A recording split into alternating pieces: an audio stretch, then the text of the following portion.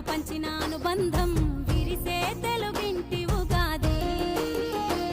12 రాసులే పలికేను స్వాగతం, పలు రుచుల పచ్చడే అయ్యింది అమృతం. ఈ వేడుకెంతో అద్భుతం. కోయిల పాటల సంగీతం, కొమ్మారెమ్మల కోలాట